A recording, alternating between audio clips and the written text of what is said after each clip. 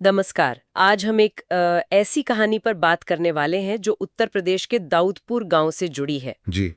हमारे पास एक लेख है, नाम है दाऊदपुर की छाया, एक भयानक रात का रहस्य। और ये जिक्र करता है 1998 की एक घटना का। कहते हैं सच्ची घटना है। अच्छा। हाँ, गांव में एक पुराना पीपल का पेड़ है। सब उसे छाया वाला पेड़ बुलाते हैं। छाया वाला पेड़, नाम ही काफी डरावना है। बिल्कुल। और कहानी है एक नए टीचर की जिसने गांव वालों के डर को, मतलब अंधविश्वास को, चुनौती देने की ठानी। तो आज हम इसी रहस्यमयी वाक्य को थोड़ा कुरेदेंगे ना। हाँ, समझने की कोशिश करते हैं कि क्या हुआ था। और ये दिलचस्प इसलिए भी है कि कैसे एक पढ़े लिखे, शायद तर्कवादी इंसान का सामना होता है गांव के पुराने डर और मान्यताओं से। सही कहा। ये दिखाता है कि ये जो लोक कथाएं होती हैं या अनजाने का डर होता है, वो कैसे किसी पूरे समाज की सोच पर हावी हो सकता है। हाँ, तो बात है 1998 की। जी। गांव के स्कूल में एक नए शिक्षक आए थे, मोहित सर। हाँ। अब जब उन्होंने सुना कि गांव वाले इस छाया वाले पेड़ से इतना डरते हैं, तो उन्होंने इसे माना नहीं। लेख में लिखा है कि उन्होंने कहा ये सब मन का वहम है, अंधविश्वास है। अच्छा, सीधे नकार दिया। हाँ, और सिर्फ नकारा नहीं, बोले मैं आज रात उसी पेड़ के नीचे सोकर दिखाऊंगा। अरे बाप रे, ये तो बड़ी हिम्मत की बात थी। मतलब ये सीधी टक्कर थी गांव की सोच से। बिल्कुल। गांव वालों ने उन्हें रोका भी होगा, समझाया भी होगा। हाँ, यकीनन। ऐसी जो गहरी जड़ें जमा चुकी मान्यताएं होती हैं, उन्हें ऐसे सीधे चुनौती देना आसान नहीं होता। सही बात है। ये सिर्फ पेड़ के नीचे सोने की जिद नहीं थी, ये एक तरह से गांव की जो सामूहिक चेतना है उस पर सवाल उठाना था। हाँ, लेख में है कि गांव वालों ने बहुत समझाया, मिन्नतें की, पर वो नहीं माने। चटाई ली और पेड़ के नीचे जाके लेट गए। शुरुआत में तो सब ठीक था, शांत, लेकिन फिर आधी रात के बाद, लेख कहता है करीब 1:45 पास की झाड़ियों से अजीब सी आवाजें आने लगी। क्या आवाजें? जैसे जैसे कोई करारा हो। ओहो, यहीं से माहौल बदलना शुरू हुआ होगा। अक्सर ऐसी कहानियों में यही होता है, पहले माहौल बनता है। हाँ। अजीब आवाजें, मौसम में कुछ बदलाव, ये डर को धीरे धीरे बढ़ाता है। और फिर कुछ और अजीब हुआ। अचानक बहुत तेज हवा चली। लेकिन वो जो पुराना घना पीपल का पेड़ था ना, हाँ। उसका एक पत्ता भी नहीं हिला। एक पत्ता भी नहीं? हवा तेज थी पर पत्ते नहीं हिले? हाँ, ये देखकर तो मोहित सर के होश उड़ गए। वो उठकर बैठ गए। ये तो प्रकृति के नियम के बिल्कुल खिलाफ है ना? लेख का ये हिस्सा कहानी में वो क्या कहते हैं, अलौकिक वाला तत्व डालता है। हाँ।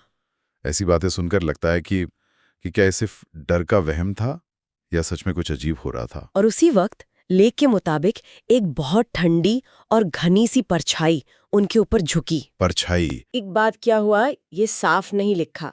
बस अगले दिन सुबह गांव वालों को मोहित सर मिले कुएं के पास, बेहोश। बेहोश? और हालत कैसी थी? चिंता की बात यह थी कि उनका पूरा शरीर नीला पड़ गया था। नीला पड़ गया था? ये तो मेडिकल नजरिए से देखें तो ऑक्सीजन की कमी हो सकती है, या कोई जहर, या फिर गहरा शॉक। हाँ, लेकिन गांव वालों के लिए तो, उनके लिए तो ये सीधा सबूत बन गया होगा उस छाया के हमले का। बिल्कुल। लेख भी शायद गांव वालों के नजरिए को ही ज्यादा दिखाता है। और जब मोहित सर को होश आया, तब भी उनकी हालत ठीक नहीं थी। क्या हुआ? वो बस एक ही बात दोहरा रहे थे बार बार। उसके पास चेहरा नहीं था, बस आंखें, जलती हुई आंखें। चेहरा नहीं था, बस जलती आंखें। ये विवरण तो कई डरावनी कहानियों में मिलता है, अलग अलग संस्कृतियों में। हाँ। ये डर को और भयानक बना देता है, क्योंकि मतलब दुश्मन का कोई इंसानी रूप नहीं है, बस एक एहसास है, खौफनाक। सही कह रहे हैं। लेख कहता है कि इस अनुभव ने उन्हें मानसिक तौर पर बिल्कुल तोड़ दिया। और फिर क्या हुआ उनका? उनका मानसिक संतुलन ठीक नहीं रहा और वो गांव छोड़कर चले गए। गांव छोड़ लिया? हाँ, और फिर कभी वापस नहीं आए। तो गांव वालों का विश्वास तो और पक्का हो गया होगा इस घटना से। जाहिर है, इस घटना का असर गांव पर बहुत गहरा पड़ा।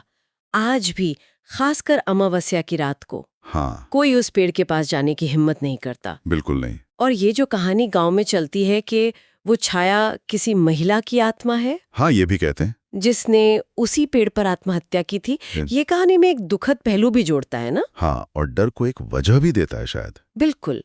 ये दिखाता है कि लोक कथाएं कैसे समय के साथ बदलती हैं, उनमें नई परतें जुड़ती जाती हैं जो उन्हें और असरदार बनाती हैं। तो सवाल फिर वहीं आ जाता है, क्या ये सब सिर्फ एक इंसान के डर का नतीजा था?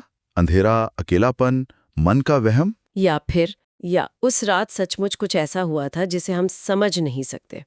गांव वाले तो आज भी यही कहते हैं, अगर रात में कोई उस पेड़ के पास जाता है तो उसकी परछाई लौटकर नहीं आती। ये कहानी हमें बिल्कुल उस धुंधली सी रेखा पर लाकर खड़ा कर देती है जहां तर्क और विश्वास टकराते हैं। हाँ। क्या हर चीज की एक तार्किक वजह ढूंढना जरूरी है, या कुछ अनुभव ऐसे होते हैं जो हमारी समझ से शायद परे हैं? सोचने वाली बात है। और ये सोचना भी दिलचस्प है कि कैसे एक अकेली घटना, एक रात का अनुभव, एक पूरे गांव की याददाश्त और उनके व्यवहार को सालों साल तक प्रभावित कर सकता है। वाकई ये सवाल तो बना ही रहता है कि मोहित सर के साथ असल में हुआ क्या था।